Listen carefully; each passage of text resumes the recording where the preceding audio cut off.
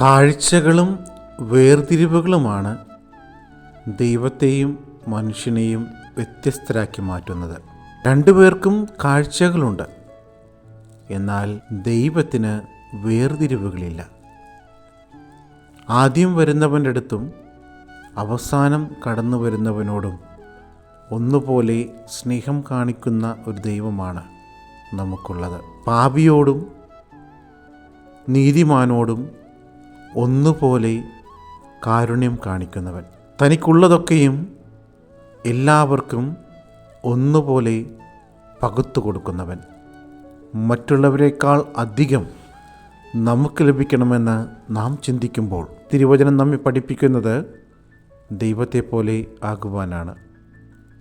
അതിന് എല്ലാവരെയും ഒന്നുപോലെ കാണുവാനുള്ള കാഴ്ച ഉണ്ടായാൽ മാത്രം മതി.